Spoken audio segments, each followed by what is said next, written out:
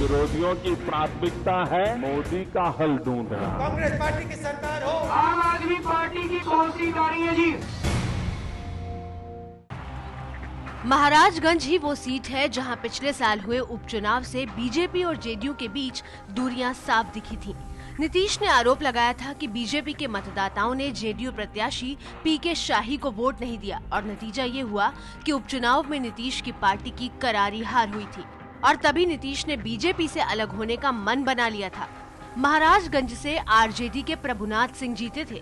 महाराजगंज लोकसभा क्षेत्र में सीवान और छपरा जिले का कुछ हिस्सा शामिल है।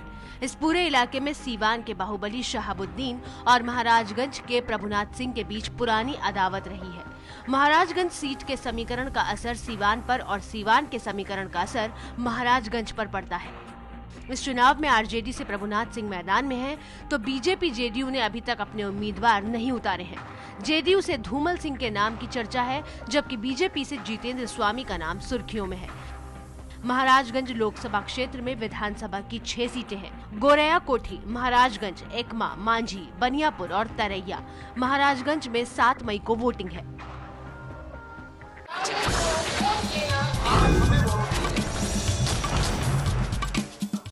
नमस्कार, मैं हूं प्रकाश कुमार। कौन बनेगा प्रधानमंत्री के नुक्कड़ बहस का कारवां पहुंच गया है बिहार के महाराजगंज लोकसभा क्षेत्र में।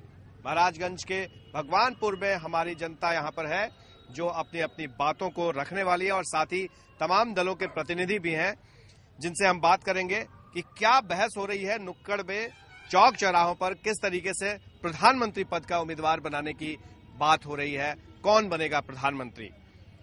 लेकिन आज सबसे पहले बात करेंगे जेडीयू के नेता से, क्योंकि बिहार के मुख्यमंत्री नीतीश कुमार ने मंशा जताई है कि वो भी पीएम पद के योग्य उम्मीदवार हैं।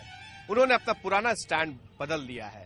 वो पहले कहा करते थे, कहां मैं इसकी सोचता भी नहीं, सपने भी नहीं देखता, मैं उस लायक भी नहीं हूं। अब अपने आप को उस लायक नहीं बल्कि योग्य उम्मीदवार बता रहे हैं।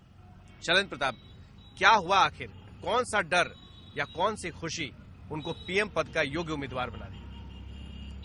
नहीं, इसमें कोई डर और कोई खुशी की बात नहीं है। जो पार्लियामेंट में 6 बार गया, बिहार का मुख्यमंत्री 2 बार रहे, एक बहुत मेधावी इंजीनियर रहे हैं, तो जब दूसरे लोग, देश के अन्य लोग प्रधानमंत्री का सपना देख सकते हैं, इनमें तो वो काबिलियत है और हम लोग का विश्वास है कि अगला इस देश के प्रधानमंत्री आदरणीय नीतीश कुमार ही होंगे। नीतीश कुमार अगले प्रधानमंत्री के उम्मीदवार हैं। हम बात करते हैं बीजेपी के नेता से।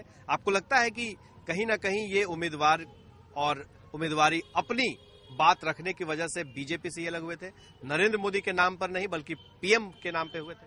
मुझे तो यही लगता है कि बीजेपी से नाता तोड़ने का सिर्फ यही कारण है कि नीतीश कुमार प्रधानमंत्री बनना चाहते थे और इसमें कोई दो राय नहीं है। नीतीश कुमार आप स्वार्थी व्यक्ति हैं, देश के लिए नहीं सोचते हैं, सिर्फ अपनी सत्ता बचाने के लिए राजनीति कर रहे हैं। मेरा यही कहना है। सत्ता बचाने के लिए। हम बात करते हैं आरजेडी के नेता से। आपके भी नेता कहा करते थे कि मैं एक दिन प्रधानमंत्री बनूंगा, लेकिन अब तो वो चुनाव भी नहीं लड़ सकते हैं। क्या इसका असर होगा? ऐसे तो बातचीत चल रही है राहुल गांधी से, मेरे लालू यादव से बात चल रही है, उनसे बात बनेगा। राहुल गांधी होंगे हमारे प्रधानमंत्री, युवा है, लालू यादव से बात चल रही है।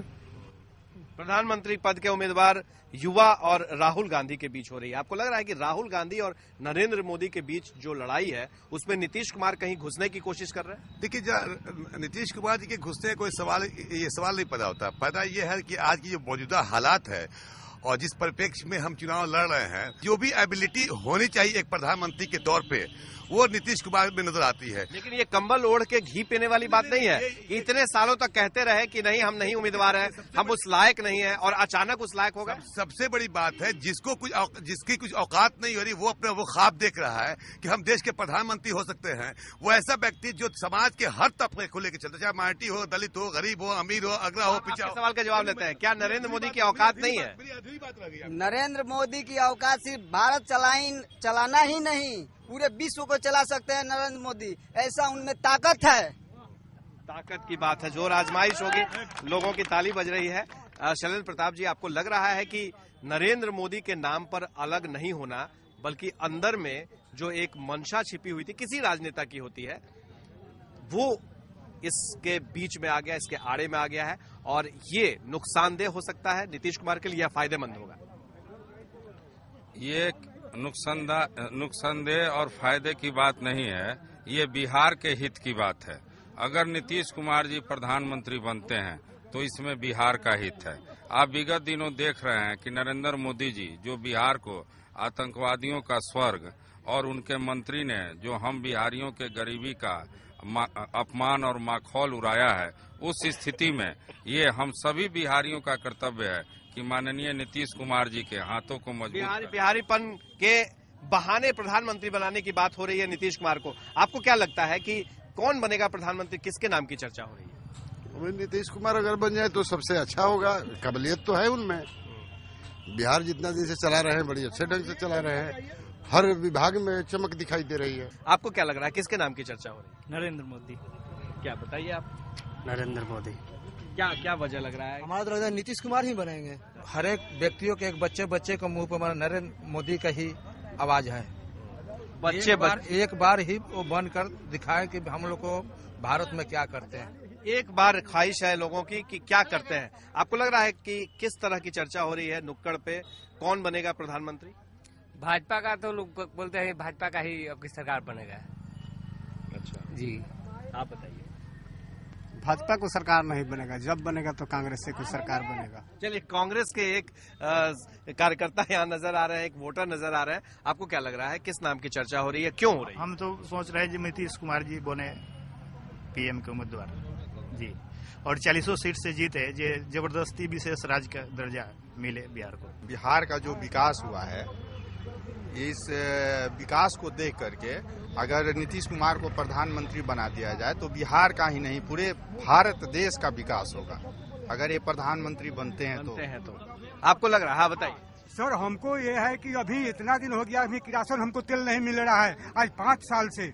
ये पहले हमको उसमें नामे नहीं था, अभी भी नाम नहीं है। हम वीडियो के पास में दिए हैं, एसडीओ को दिए हैं, मुखिया को दिए हैं, सबको दिए हैं, कोई इस पर कॉल नहीं करता है। इसीलिए बीजेपी को आना एकदम जरूरी है, प्रधानमंत्री मोदी को। मोदी को क्यों? क्योंकि वो विश्व को चला सकते हैं। नीतीश कुमार से तो बिहार ही नहीं संभल रहा है, तो वो विश्व को क्या संभालेंगे? विश्व स्तर पर बात हो रही है, क्या बता? मैं ये जानना चाहता हूँ कि नीतीश कुमार जी की तुलना किससे की जा रही है, जिन्होंने आजादी के बाद गरीब, दलित, महादलित, अल्पसंख्यक गरीब लोगों को पंचायती राज में हिस्सेदारी देने का मौका दिया। चलिए, वो बिहार में था, ये देश की बात हो रही है। अरे तो यही से जो इस तरह का काम करता है तो वही देश में जाकर के देश के प्रधानमंत्री की कुर्सी पर बैठ सकता है। सबसे खास बात यह है कि हर कोई अपनी बातें रख रहा है चौक चौराहों पर, नुक्कड़ पर, लेकिन चुनाव के दिन ये तय होगा कि किनके नाम पर जनता ने मुहर लगाई है। लेकिन एक अपील एबीपी न्यूज की तरफ से कि हर कोई अपना वोट का इस्तेमाल जरूर करे, हर कोई मतदान केंद्र पर जाए और अपने मताधिकार का प्रयोग करे। कौन बनेगा प्रधानमंत्री के नुक्कड़ बहस में महाराजगंज से बस इतना ही। हमारे सहयोगी पंकज झा एक और नुक्कड़ बहस के साथ हाजिर होंगे। विरोधियों की प्राथमिकता है मोदी का हल ढूंढना। कांग्रेस पार्टी की सरकार हो, आम आदमी पार्टी की कौन सी गाड़ी है जी?